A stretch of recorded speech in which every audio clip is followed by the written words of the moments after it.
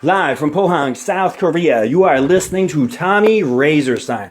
Alright, today we're going to talk about the video that I posted.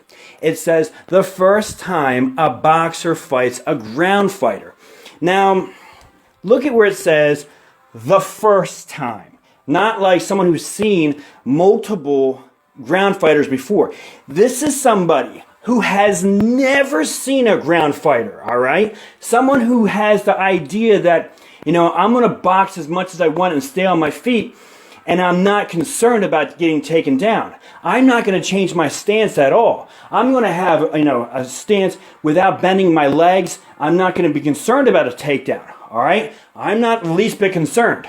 I've never experienced someone grabbing me before and take me down. So I'm not going to change my style. This example is between Randy Couture and James Toney. James Toney, oh my God. They told James, hey, you want to fight Randy? He said, yeah, I'll fight Randy. I want to fight Randy. They're like, okay, let's get you prepared for this. Do you know how to check a kick? And he said, yeah, I know check kicks. And they're like, no. Do you know how to check a kick? And he's like, I know front back kicks, I know side kicks, I know angle kicks, I know all kicks, I know how to check kicks. And they're like, holy shit, this guy has no idea what he has got himself involved in. You don't even know how to check a kick. You don't know what you're doing. So this is a pure 100% boxer who's never seen any grappler whatsoever. Someone who grabs them and has no experience of how to fight this back. All right, so this is what this is about. This isn't someone who has been training in MMA. This is not Holly Holm. Holly Holm is not a pure 100% boxer. All right, even though the boxing community has celebrated and say, oh, she's one of us. She kicked her in the face. Floyd Mayweather has never used a kick in his life. All right, it's completely different. Oh, but the angle is another. Yeah, I get it. But you know what? When you're using kicks and you're learning about takedown defense, and you go and compete in the best MMA world division of all time, you're not boxing anymore. All right, yeah, you were a kickboxer. I'll give you that. But you know what? That she went and has the best training camp imaginable. She goes to Greg Jackson. Greg Jackson is the best in the world for game planning for people. She has the best people in the world working with her. She's no longer a boxer. No longer a kickboxer, all right? She's not even close to a boxer, all right? She's completely distanced from herself, even though the boxing community is taking her in. Okay. Now, Jose Aldo, Conor McGregor, I have no idea how that's even comparable. That's not even in the least bit comparable.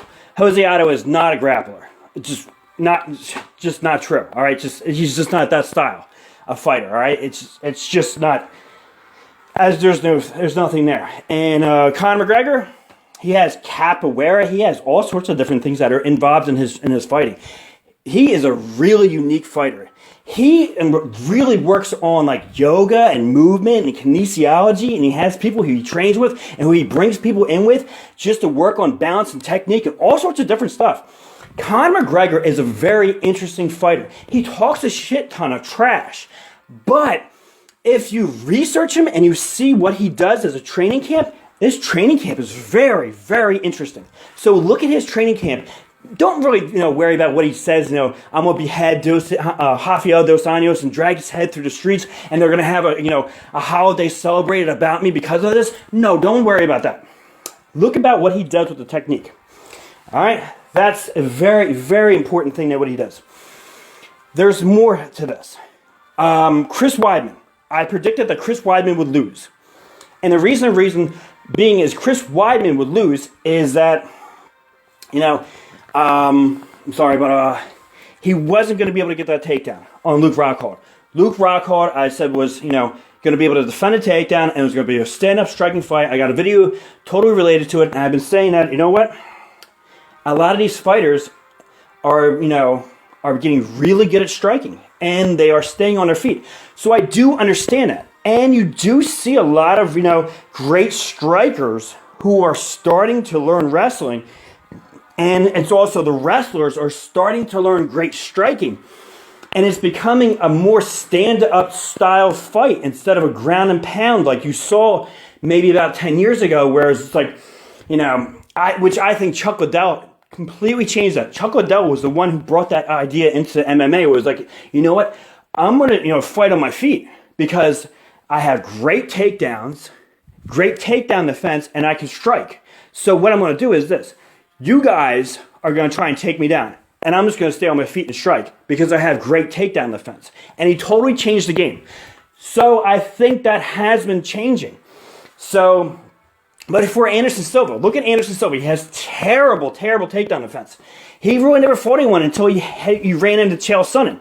Now that division, you know, who Anderson Silva is like not even in the top 10 in the UFC ranked top 10 anymore. That division has some of the best ground and pound grapplers, best grapplers in UFC. Okay, Yoel Romero is in that division. Jacare is in that division. Chris Weidman is in that division. Diaz, you know, before he got cut or whatever, you know, that bullshit, he was in that division. There's, you know, so much good grounding, grappling in that division of takedowns that if Anderson Silva was in that division today at his prime, he wouldn't be in the top 10. He'd get destroyed. He couldn't withstand the takedowns. He'd have to change his stance. So you have to look at the technique behind all of this. So this is the breakdown, the rundown on this video. So let me play the goddamn video, right?